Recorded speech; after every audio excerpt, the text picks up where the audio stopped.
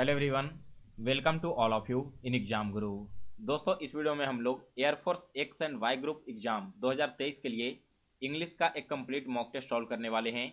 हमारे साथ आप भी इन सारे क्वेश्चंस को सॉल्व करते चलना और वीडियो के लास्ट में कमेंट करके बताना कि आज आपके 20 में से टोटल कितने क्वेश्चन सही हुए हैं। दोस्तों, ये आपका एग्जाम का लेवल है, तो इसमें आपके कम से कम 15 से 16 क्वेश्चन सही होने चाहिए आउट ऑफ 20, तभी आपकी तैयारी बहुत अच्छे डायरेक्शन में चल रही है। तो चलिए ज़्यादा टाइम स्पेंड ना करते हुए आज का वीडियो स्टार्ट करते हैं। सो गाइज, यहाँ पर क्वेश्चन नंबर 1 से लेकर 5 तक आपके पैसेज बेस्ड क्वेश्चन है, जिसे हम लास्ट में देखेंगे। फिलहाल स्टार्ट करते हैं क्वेश्चन नंबर 6 से। तो 6 क्वेश्चन देखिए क्या कह रहा है कि सिनोनिम ऑफ मेडन। आपको क्या बताना है, मेडन का सिनोनिम क्या होगा। सबसे पहले तो देखो, मेडन का मतलब क्या होता है। मेडन हम उसे बोलते हैं दोस्तों, कोई भी अनमेरिड वुमेन, यानी कि कोई भी एक ऐसी लड़की जिसकी अभी तक शादी नहीं हुई हो, वैसी लड़की को हम मेडन बोलेंगे। अगर मैं इसका सिमिलर वर्ड यानी कि सिनोनिम की बात करूं तो ऑप्शन सी बिल्कुल करेक्ट आंसर है। स्पिंस्टर किसे बोलते हैं, तो जो अनमेरिड वुमेन होती है ना, उसे के लिए हम अनस्पिंस्टर वर्ड का यूज करते हैं। क्लियर है क्वेश्चन नंबर 6 सभी का। आगे बढ़ते हैं अगले क्वेश्चन की ओर। Next question number 7th question में क्या कह रहा है, देखिए 7th क्वेश्चन कह रहा है कि एंटोनिम ऑफ एक्सटेंसिव। क्या कहना है आपको, एंटोनिम ऑफ एक्सटेंसिव का।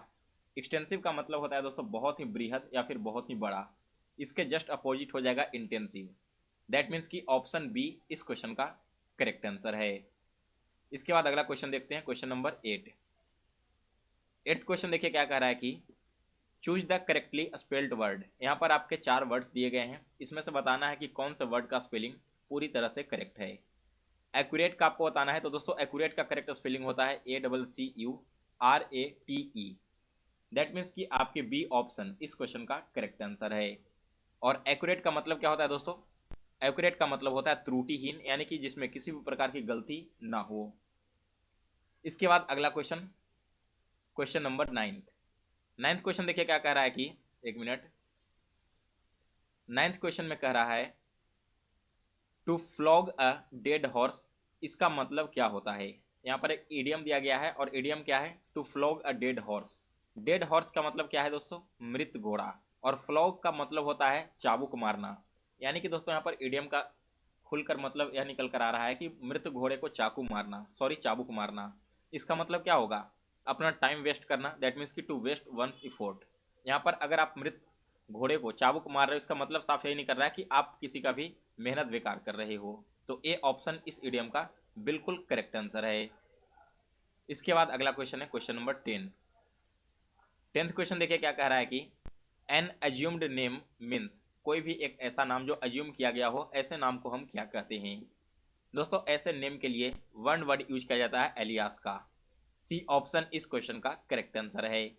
एलियास का मतलब क्या होता है दोस्तों, उपनाम। यानी कि किसी व्यक्ति का एक नाम है, अगर हम कोई इमेजिनेशन के थ्रू उसका एक और नाम रख दें जिसे हम उपनाम बोलते हैं, तो इसे हम एलियास कहते हैं। इसके बाद अगला question, question number 11th question में दोस्तों change the voice of the given sentence. अगर आप पहली बार इस एग्जाम में अपीयर होने जा रहे हो तो आपको मैं बता दूं कि वॉइस और नरेशन ये 2 ऐसे चैप्टर हैं जिनसे एयरफोर्स में आपको मिनिमम 2 क्वेश्चन तो देखने को मिलेगा हर एक शिफ्ट में। तो अगर आपने अभी तक भी इन दोनों टॉपिक को कंप्लीट नहीं किया है तो ज़्यादा टाइम आपके पास है नहीं, 8 से 10 दिनों के अंदर आप इसे कवर कर लो, आपके 2 नंबर यहीं से कन्फर्म हो जाएंगे। क्वेश्चन देखिए क्या कर रहा है यहाँ पर, we wish you to forget this episode. Active में सेंटेंस है, आपको इसे पैसिव में कन्वर्ट करना है। दोस्तों, जब भी आपका active voice simple present tense में हो, यानी कि subject plus helping verb plus आपका ऑब्जेक्ट दिया हो और इसे हमें पैसिव में चेंज करना होता है, तो पैसिव में चेंज करने का रूल होता है दोस्तों, सबसे पहले ऑब्जेक्ट को हम लिखेंगे, फिर इसके साथ हमारा क्या आएगा, इज एम और आर आएगा। इसके बाद इज एम आर के साथ में पास्ट पार्टिसिपल रहेगा। पास्ट पार्टिसिपल कहने का मतलब क्या, वर्ब का तीसरा फॉर्म। और फिर आपके लास्ट में ऑब्जेक्ट आएंगे। ऑब्जेक्ट के पहले दोस्तों टू या फिर विथ, जिस प्रीपोजिशन का भी यूज करना है आपके सेंटेंस के अनुसार यूज किया जाएगा।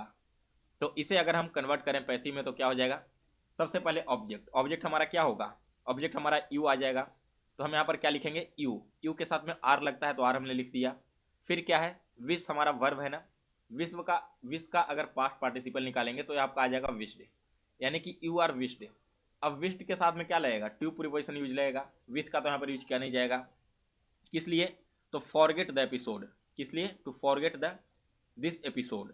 यानी कि दोस्तों 11th क्वेश्चन का option number C correct answer है। You are wished to forget this episode. इसके बाद अगला क्वेश्चन देखते हैं नरेशन का। तो नरेशन में दोस्तों यहाँ पर पूछा गया है कि he said to me I can defeat you. यहाँ पर भी आपके डायरेक्ट फॉर्म में दिए गए सेंटेंस और इसे आपको इनडायरेक्ट में कन्वर्ट करना है। तो देखिए, जब भी आप नरेशन चेंज करोगे, आपका अगर सेंटेंस सिंपल हो तो सेड को आप कन्वर्ट कर दोगे टोल्ड में। वही अगर यहाँ पर कोई क्वेश्चन पूछा जा रहा होता तब आपको सेड को आस्क्ड में कन्वर्ट कर देना था। कैन को कन्वर्ट करना होता है कुड में, अगर हम डायरेक्ट नरेशन बना रहे हैं तो इसका कन्वर्जन के बाद क्या हो जाएगा, कन्वर्जन करने के बाद आपका हो जाएगा ही के साथ में टोल्ड लगेगा सेड की जगह मी।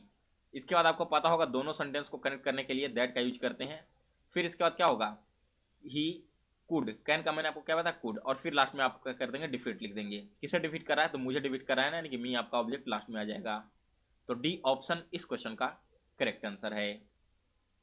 इसके बाद अगला क्वेश्चन देखते हैं, क्वेश्चन नंबर 13 क्वेश्चन देखिए दोस्तों, क्या कह रहा है कि spot the error in the given sentences. एक यहाँ पर सेंटेंस दिया गया है, इसमें से आपको एरर फाइंड करना है। I remember a lunch that you organised on your birthday. और अगर आपको किसी भी पार्ट में एरर नहीं लगता तो आप सिंपली नो एरर को सिलेक्ट कर लेना।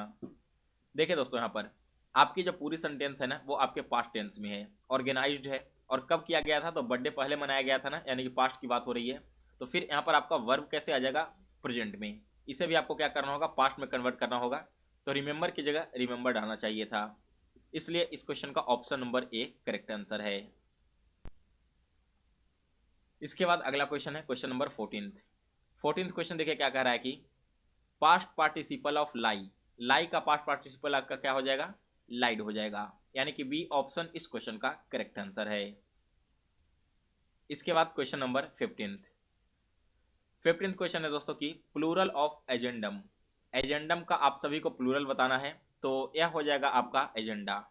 बी ऑप्शन इस क्वेश्चन का करेक्ट आंसर है। एजेंडा क्या होता है दोस्तों, यह आपका एक मुद्दा होता है, और एजेंडम का मतलब होता है जब बहुत सारे मुद्दाओं को लेकर कोई एक आवाज उठाई जाए तो उसे हम एजेंडम बोलते हैं। नेक्स्ट क्वेश्चन नंबर 16 क्वेश्चन देखिए क्या कह रहा है कि first of all let me deal this problem. यहाँ पर आपको करेक्ट प्रीपोजिशन फिल करना है। तो देखिए, बात किस चीज़ की हो जा रही है, किसी एक प्रॉब्लम से डील करने की ना, तो किसी प्रॉब्लम के साथ में रिलेशन बनाना है, तो हम क्या करेंगे, विथ प्रीपोजिशन का यूज करेंगे, यानी कि क्वेश्चन 16 का डी ऑप्शन करेक्ट आंसर है। फिर इसके बाद अगला क्वेश्चन नंबर 17 क्वेश्चन देखिए क्या कह रहा है कि heads will dash after the parties debacle. अब यहाँ पर देखो, ये आपका जो फर्स्ट वाला पैराग्राफ दिख रहा है ना, ये वाला पार्ट, ये आपका एक प्रकार का इडियम है। कंप्लीट इडियम क्या होता है दोस्तों, कंप्लीट इडियम होता है हेड्स विल रोल, जिसका मतलब होता है दोस्तों people will lost his job, यानी कि जो लोग हैं ना वे अपनी जॉब खो देंगे। क्यों खो देंगे, after the parties debacle. Debacle का मतलब होता है लॉस, यानी कि हार जाना। तो दोस्तों जब पार्टी हार जाएगी तो बहुत सारे लोग यहाँ पर अपनी जॉब खो देंगे, वही इडियम यहाँ पर लिखा गया है हेड्स विल रोल। तो बी ऑप्शन इस क्वेश्चन का करेक्ट आंसर है। इसके बाद 18वां नंबर क्वेश्चन है he can not do this work as he has lost his. यानी कि दोस्तों वो यह वर्क नहीं कर सकता। क्यों नहीं कर सकता, क्योंकि वो इसका टच भूल चुका है। दैट मीन्स कहने का मतलब क्या है कि वो इसकी आदत छूट चुकी है इस कार्य को करने की, उसे अब प्रैक्टिस नहीं रही है। तो सी ऑप्शन इस क्वेश्चन का करेक्ट आंसर है। इसके बाद अगला क्वेश्चन नंबर 19 क्वेश्चन कह रहा है कि he is dash doldrum over this issue. अब यहाँ पर देखिए, डैश डोल्ड्रम है ना, यह भी आपका एक इडियम है। इसका मतलब क्या होता है, इसका मतलब होता है दोस्तों यहाँ पर कोई भी उत्साह ना होना। यहाँ पर कंप्लीट इडियम होता है इन डोल्ड्रम। इन डोल्ड्रम का मतलब क्या होता है कि किसी भी तरह का इंथुजियाज्म ना होना, उत्साह नहीं होना। तो यहाँ पर यही कहा गया कि उसके अंदर कोई भी उत्साह नहीं है इस इशू को लेकर। फिर इसके बाद अगला क्वेश्चन नंबर 20 क्वेश्चन देखिए क्या कह रहा है कि this unexpected difficulty put me on the dash. अब यहाँ पर भी दोस्तों पुट मी ऑन द, जो लास्ट वाला पार्ट है ना, ये आपका एक प्रकार का फ्रेज है। इस फ्रेज का मतलब क्या होता है, इसका कंप्लीट फ्रेज है दोस्तों put me in the metal. इस फ्रेज का मतलब होता है दोस्तों कि मैं उस सिचुएशन में आ गया हूँ जहाँ पर किसी भी तरह मुझे एक कार्य करना ही होगा। यानी कि जो अनएक्सपेक्टेड डिफिकल्टी आ गई है, इस डिफिकल्टी में मैं आ गया हूँ on the metal. That means कि मुझे किसी भी हाल में इस डिफिकल्टी से निकलना होगा, चाहे कोई भी कार्य हमें करना पड़ जाए। तो ये थे आपके टोटल क्वेश्चंस। इसके बाद हम पैसेज वाले क्वेश्चंस को देख लेते हैं। वीडियो में आगे बढ़ने से पहले दोस्तों एक छोटी सी इन्फॉर्मेशन है आप सभी के लिए। अगर आपको अभी भी एयरफोर्स एग्जाम को लेकर जीके जीएस में प्रॉब्लम हो रही है या फिर आपने इस बार इंडियन नेवी कोस्ट गार्ड वगैरह का फॉर्म भरा है, तो यह ई बुक आप सभी के लिए तैयार किया गया है, खास करके एयरफोर्स वाई ग्रुप एग्जाम के लिए, जिसमें ओनली 40 पेजेज हैं हिंदी में और 40 पेजेज इंग्लिश में हैं। अगर आप इस ई बुक को कंप्लीट कर लेते हो तो इसमें आपके polity, history, geography, static GK plus air force के प्रीवियस ईयर क्वेश्चन कंप्लीट हो जाएंगे और मैक्सिमम क्वेश्चंस आपके एग्जाम में इसी ई बुक से पूछे जाएंगे। इसके अलावा दोस्तों करंट अफेयर्स मैं प्रिपेयर कर रहा हूँ। लगभग 50% ई बुक आपका प्रिपेयर हो चुका है करंट अफेयर्स का। बाकी का 50% कंटेंट आज मैं रात तक या फिर कल मॉर्निंग तक लिख के कल इवनिंग तक आप सभी को अवेलेबल करवा दूंगा। जो लोग इस ई बुक को परचेज करेंगे उन्हें इसी ई बुक के साथ में करंट अफेयर्स का भी ई बुक साथ में दिया जाएगा। इस ई बुक को परचेज करने के लिए आप मेरे व्हाट्सएप नंबर 9430042848 पर मैसेज कर सकते हो। यहाँ पर आप मुझे पेमेंट करके स्क्रीनशॉट भेजोगे तो आप सभी को मैं ई बुक का PDF शेयर कर दूंगा। चलिए दोस्तों अब आगे बढ़ते हैं अपने वीडियो में और देखते हैं आगे पैसेज वाले क्वेश्चंस को। तो यहाँ पर देखो, एक मिनट रुक जाओ। चलिए पैसेज ओपन आपका हो चुका है। मैं यहाँ पर आ जाता हूँ फर्स्ट पेज पर जहाँ पर आपके दिए गए हैं। चलिए सबसे पहले आप सभी के सामने पैसेज ओपन है। आप इस पैसेज को एक बार खुद से पढ़ लीजिए और फिर मैं आपको इसके क्वेश्चन का सॉल्यूशन करवाऊंगा। ये रहा पूरा पैसेज। वीडियो को रोक करके आपको पूरे पैसेज को पढ़ना है। चलिए अब इसके क्वेश्चंस देखते हैं। तो सबसे पहला क्वेश्चन देखिए यहाँ पर क्या कह रहा है। The locality where the author lived was. Author जहाँ रहता था उस लोकेलिटी में क्या है। तो देखिए दोस्तों, ऑथर जहाँ पर रह रहा है उस लोकेलिटी में एक कोल माइन है, यानी कि उसके नज़दीक ही आपको एक कोल माइन देखने को मिल जाएगा। आप जब पैराग्राफ का फर्स्ट पार्ट पढ़ोगे ना तब आपको यह चीज़ देखने को मिलेगी। यहाँ पर देखिए, on home stood behind the road rail track black cinder. Black cinder का मतलब क्या है कि यहाँ पर एक कोल का काफ़ी बड़ा खदान है। फिर इसके बाद सेकंड क्वेश्चन देखते हैं। सेकंड क्वेश्चन देखिए क्या कह रहा है कि the author use the cinder for, यानी कि ऑथर जो सिंडर्स को किस लिए यूज करता था, तो वो इसे यूज करता था हरासिंग द वाइट बॉयज, यानी कि वहाँ पर जो भी आपको वाइट बॉयज आते थे ना उन्हें हरास करने के लिए, उन्हें परेशान करने के लिए वो सिंडर्स का यूज किया करता था। फिर इसके बाद क्वेश्चन नंबर 3 है the weapons used by the whites in the gang fight were. यहाँ पे नहीं कि दोस्तों, यहाँ पर जो व्यक्ति था और जो वाइट पीपल थे उन दोनों के बीच में फाइट हुई और इस गैंग फाइट में वाइट पीपल्स के द्वारा कौन सा वेपन्स यूज किया गया था। वहाँ पर उनके द्वारा यूज किया गया था most dangerous than the author's, यानी कि ऑथर ने यहाँ पर जिस प्रकार का वेपन यूज किया उससे भी डेंजरस वेपन वहाँ पर वाइट पीपल के द्वारा यूज किया गया। फिर इसके बाद देखो आगे झगड़ा में क्या हुआ। The author was hit by a broken bottle. यहाँ पर देखिए ऑथर को जो ब्रोकन बोटल है उसे चोट लगी। कब लगी, तो यह चोट उसे तब लगी when the author's gang was withdrawing, यानी कि जब ऑथर का जो गैंग था वो जा रहा था उसी समय ऑथर को एक ब्रोकन बोतल से चोट लग गई। और इसके बाद पांचवा क्वेश्चन है कि at the site of the author's bloody wound his friends, यानी कि जैसे उसने देखा कि ऑथर से खून निकल रहा है, उसे जख्म हो गया है, तो उसके दोस्त क्या हुए वहाँ पर, उसके दोस्त फील्ड डिप्रेस्ड एंड डिफीटेड, यानी कि वे डिफीटेड फील करने लगे एंड डिप्रेस्ड फील यहाँ पर करने लगे। सो गाइज इसी के साथ आपके टोटल 20 क्वेश्चन का सॉल्यूशन हो चुका है। आप मुझे कमेंट करके बताओ कि आपके टोटल कितने क्वेश्चन सही हुए आउट ऑफ 20। इसके अलावा दोस्तों अगर आपको वीडियो पसंद आया हो तो इसे लाइक और शेयर जरूर करें। जितने भी नए कैंडिडेट इस वीडियो को देख रहे हैं आप सभी लोग एग्जाम गुरु चैनल को सब्सक्राइब कर लें और इसके बेल नोटिफिकेशन को ऑन कर लें।